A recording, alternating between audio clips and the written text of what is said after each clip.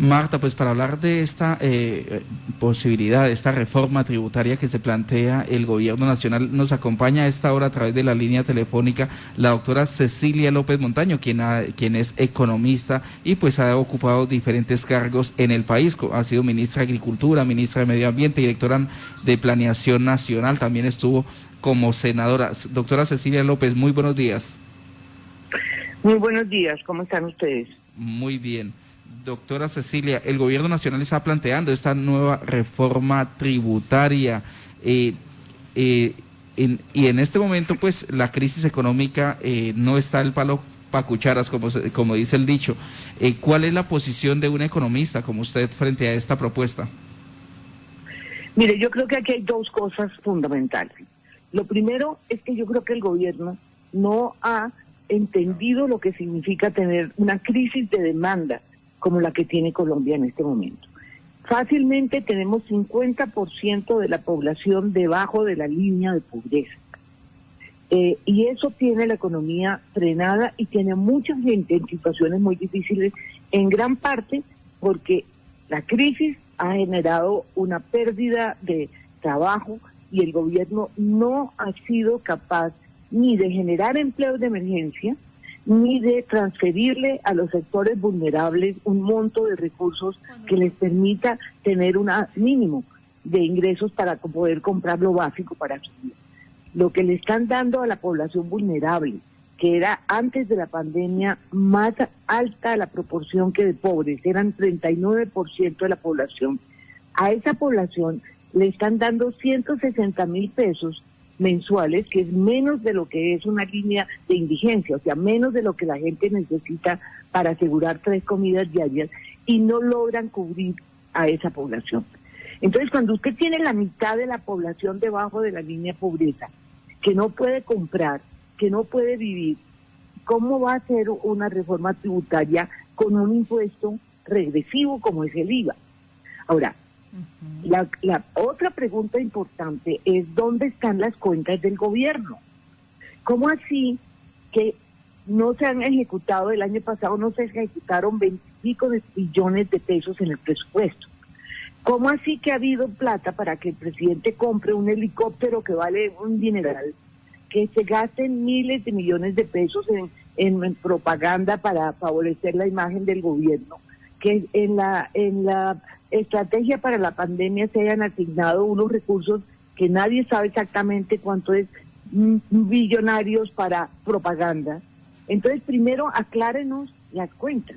59% de deuda sobre el PIB no es una cifra escandalosa. En este momento quien debe endeudarse es el gobierno y lo puede hacer adquiriendo recursos en el mercado internacional mientras se recupera la economía. Denle recursos a los sectores más pobres y cuando la economía se recupere, haga la reforma tributaria como toca, que es pagando que los ricos, los individuos más ricos de este país por fin paguen impuestos y que no les den subsidios exagerados como lo ha hecho este gobierno a sectores empresariales que no lo necesitan. Pero en este momento, venir con el cuento de que para darle recursos a los pobres, que ya reconocen que no les están dando lo suficiente, se necesita poner un impuesto tan regresivo como el IVA, que le va a dar un golpe muy grande a las clases medias y que el gobierno no tiene la capacidad de devolverle el IVA a todos los pobres. Eso es mentira. Solamente le puede dar a los que reciben transferencias condicionadas, pero no a los vulnerables. Entonces me parece que este debate es, que le dijera, lleno de puntos oscuros por parte del gobierno. Doctora Cecilia, el gobierno habla de que el hueco fiscal asciende en promedio a 2 puntos del Producto Interno Bruto del país, unos 20 billones de pesos. Pero usted nos hace caer en la cuenta acá el uso que se está haciendo con este impuesto del IVA de manera regresiva. ¿Qué otra línea tendría en este momento? ¿Qué otra, además de entregar las cuentas claras, como usted dice, pero qué otras fuentes de financiación podía obtener el gobierno para recuperar esos 20 billones de pesos? Mire, el gobierno tiene muchas fuentes. Primero, el gobierno sí puede endeudarse más. Créame que la deuda es seria cuando la economía no crece. pero nosotros sí podíamos endeudarnos más. Segundo, hay unos recursos en el Fondo Monetario que puede usar para financiarse sin que se aumente la deuda.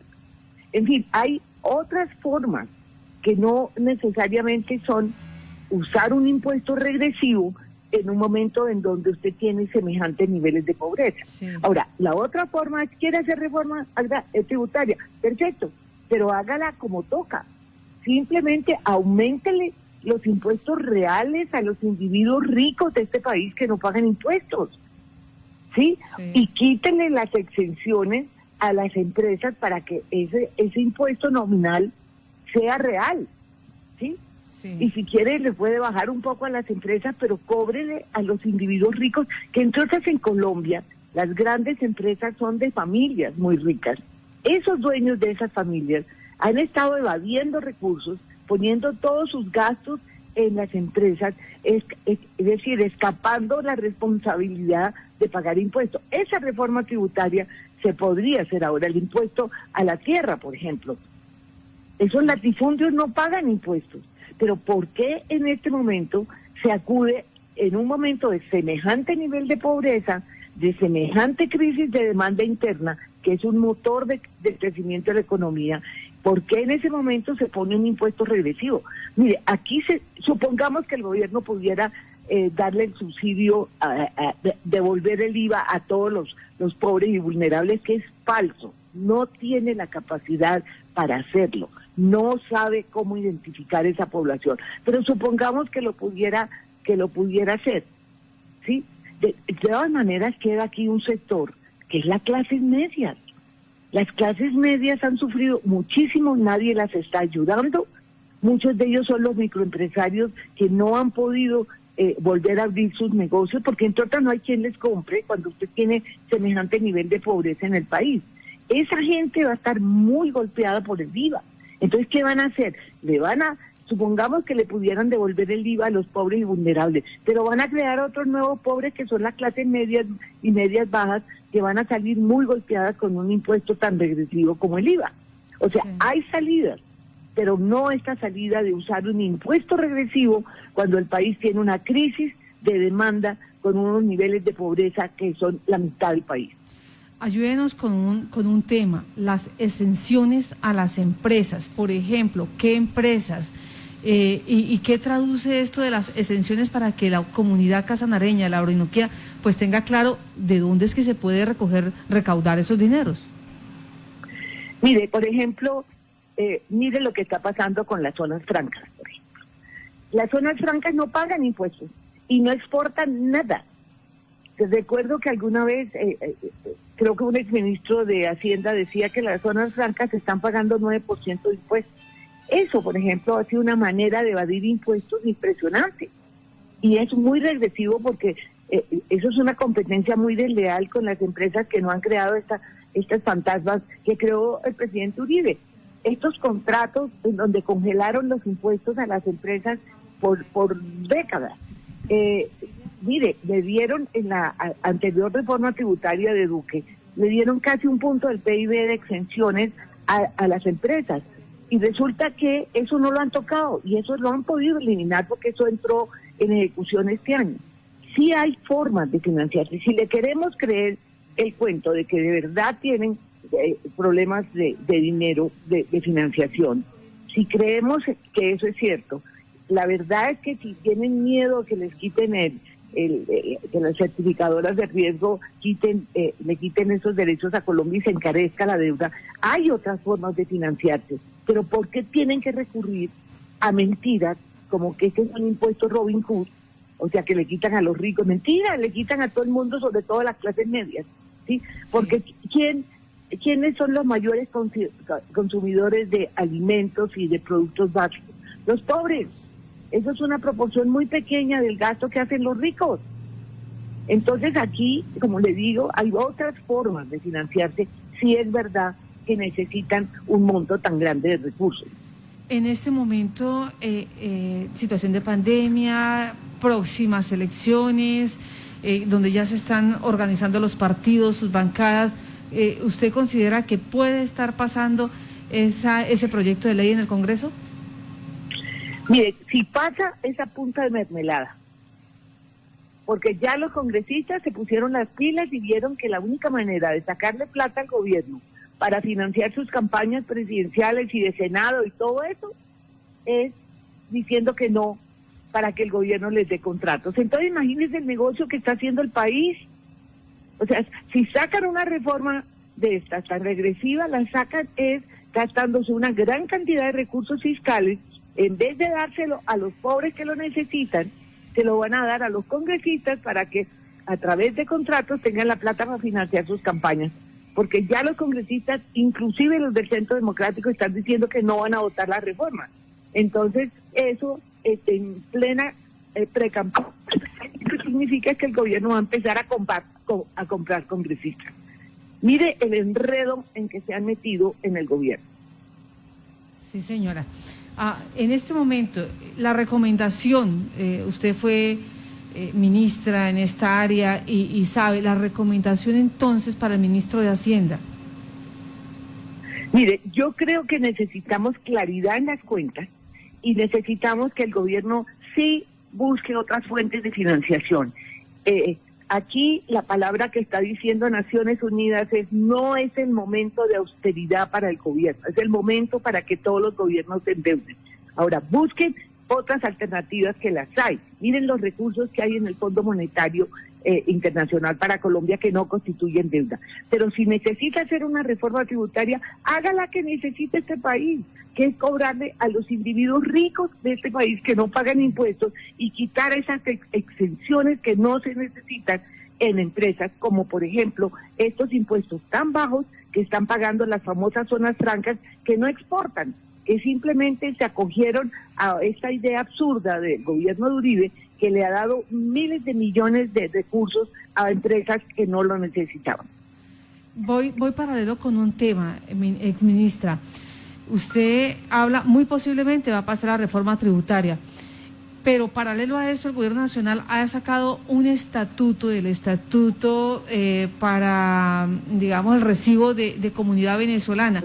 La ciudadanía colombiana está compitiendo en la parte laboral, en las únicas y pocas oportunidades laborales. Va a verse como un conflicto interno entre población nacional con nacional y los ciudadanos extranjeros. ¿Cómo mitigar esto? Porque puertas afuera el gobierno nacional está vendiendo una idea que aquí hay cómo sostener a los venezolanos, que aquí hay oportunidades laborales, oportunidades de salud, de educación, de vivienda, pero internamente está cerrándole las oportunidades a los nacionales. Mire, para mí esta es una de las cosas que me cuesta mucho trabajo opinar, porque no tenemos, yo no le creo a muchas de las cosas que hace el gobierno, porque el gobierno no es transparente.